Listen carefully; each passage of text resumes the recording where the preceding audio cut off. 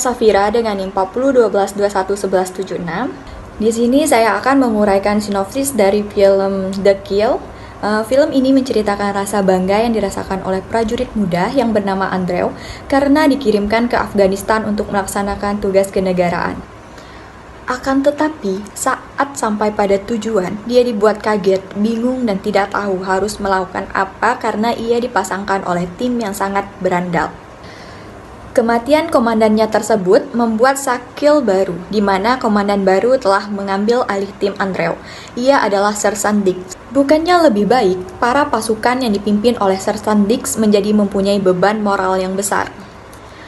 Pasalnya, Sersan Dix ini tidak segan membunuh warga sipil di Afghanistan yang sama sekali tidak dalam misi, dan mereka harus menutup mulut perihal apa yang dilakukan Sersan Dix. Dalam dunia perang, warga sipil sama sekali tidak boleh dilukai. Andrew pun tak tinggal diam dalam kondisi tekanan seperti itu, sebab ia merasa dirinya dalam bahaya apabila kondisi masih seperti sama juga. Assalamualaikum warahmatullahi wabarakatuh. Perkenalkan, nama saya Amiel, NIM 4012111146. Baiklah, sini saya akan menceritakan alur cerita dari film Kill the Team. Pada tahun 2009, Andrew Brickman adalah rekrutan muda untuk Angkatan Darat AS di Afghanistan ketika Sersan Staff Wallace terbunuh dalam ledakan IED dalam penggebrakan di sebuah desa.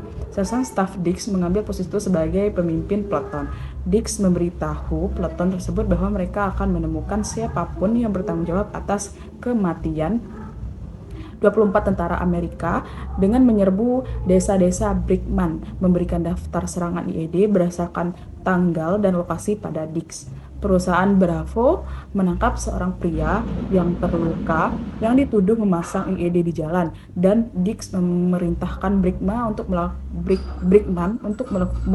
melukai pria itu, tetapi Brickman menolak. Pada serangan pertama di bawah kepemimpinan Dix, Brickman mendengar suara tembakan dan tiba di lokasi, di mana dia menemukan seorang anak laki-laki tergeletak mati di tanah. Peleton tersebut mengklaim bahwa anak laki-laki tersebut mencoba menyerang mereka dengan granat, sehingga tentara tersebut menembaknya. Namun Brickman ragu percaya bahwa anak tersebut tidak bersalah di dalam barak. Di dalam barak, Brickman menggunakan laptopnya untuk mengirim pesan kepada ayahnya tentang pembunuhan anak laki-laki tersebut, mendorong ayahnya memanggil divisi investigasi kriminal atau CID untuk menyelidiki Dix. Brickman dipanggil ke tenda di mana dia menemukan Dix menyerang seorang tentara Marquez yang Dix dituduh memanggil CID. Dengan peletonnya hadir, Marquez kemudian dirawat di rumah sakit. Mengetahui Dix hal ini, Brickman menelpon ayahnya untuk berhenti menelpon CID. Pada penggebrakan kedua, Brickman menyaksikan Ray Brown dengan dingin mengeksekusi seorang pria yang tak bersenjata dan memasang AK-47 di sampingnya agar terlihat seperti pria itu melawan. Pada titik ini, Brickman menjadi kecewa. Kembali ke barak, Brickman mengirimkan pesan kepada ayahnya tentang kejadian tersebut. Brickman kemudian pergi ke kantor Dix dan menemukan tasnya penuh senjata, tapi Dix menangkapnya. Brickman memberitahu Dix bahwa pria tak bersenjata itu tidak pantas mati. Dix juga percaya bahwa masyarakat di desa adalah operator para jihadis. Dix mendekati Brickman di tempat tidurnya dan mengatakan kepadanya bahwa dia sekarang menyadari tindakan terhadapnya. Brickman menelpon ayahnya dan menjelaskan posisi berbahayanya yang dialami. Pada serangan ketiga, tim diserang oleh sosok tak terlihat. Ray Brown menangkap seorang lelaki tua yang tidak mengucapkan sepatah kata pun. Dix memerintahkan Ray Brown dan Brickman yang enggan mengeksekusi pria itu sesuai hitungannya, sambil menyiapkan granat saat Dix melempar granat ke depan pria tersebut agar terlihat seperti pria yang melemparkan granat ke arah mereka. Brickman untuk pertama kalinya bertugas menarik pelatuknya dan membunuh pria tersebut. Kembali ke pangkalan, sebagian besar peleton dengan gembira merayakan, sementara Brickman trauma dengan kejadian tersebut. Brickman menemukan Marquez setelah kembali dari rumah sakit dan memberitahu bahwa Ray Brown dipanggil oleh CID karena membunuh warga sipil, dan Brickman juga akan menjadi Yang berikutnya, Brickman merasa bersalah atas tindakannya, pergi kantor Dix dan mencoba bunuh diri, tapi tidak sanggup melakukannya. Brickman dan Dix kemudian dibawa ke CID untuk diselidiki. Sesampainya di CID, di mana orang tuanya diundang untuk menemaninya, penyidik menyuruh Brickman menceritakan semuanya tentang keseluruhan keadaan. Penutup mengungkap bahwa pada tahun 2010, 5 tentara Angkatan Darat AS didakwa atas pembunuhan warga sipil. Spesialis Adam Wainwright digambarkan sebagai Brickman dalam film tersebut, mengaku bersalah atas pembunuhan tidak sengaja dan dijatuhi hukuman 3 tahun setelah dia beraksi di pengadilan melawan Sersan Staff Gibbs atau disebut Dix dalam film tersebut, yang dijatuhi hukuman seumur hidup. Dalam film ini terjadi pelanggaran HAM berat, yaitu kejahatan perang. Hal ini dikarenakan dalam film ini dapat dilihat bahwa pasukan militer Amerika Serikat yang ditugaskan untuk memberantas teroris di Afghanistan, justru pasukan militer Amerika Serikat menembak dan menewaskan warga sipil yang berada di Afghanistan hanya untuk bersenang-senang. Dan juga pasukan militer Amerika Serikat juga memanipulasi kejadian tersebut dan mengatakan bahwa seolah-olah warga sipil yang terbunuh adalah teroris. Baiklah, saya di sini akan melanjutkan penjelasan dari rekan saya.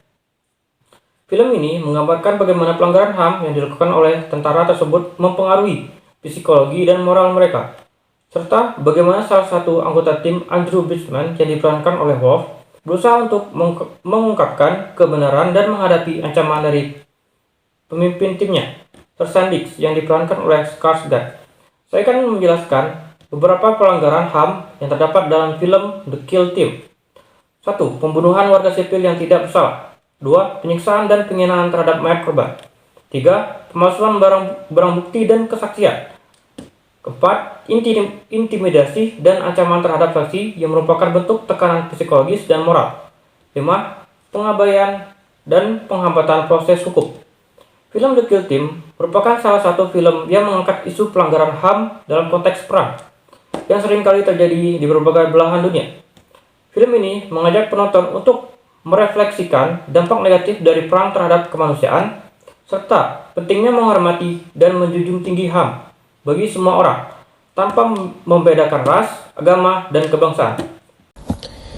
Assalamualaikum warahmatullahi wabarakatuh. Perkenalkan, nama saya Putra Rayhan Samudra. Di sini saya akan menjelaskan kaitan film The Kill Team dengan hukum humaniter internasional.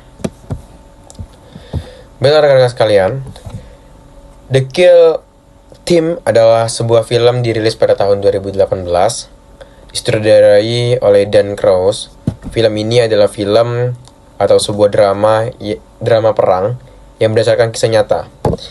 Kejadian kontroversial di Afghanistan pada tahun 2010 yang melibatkan sekelompok tentara Amerika Serikat.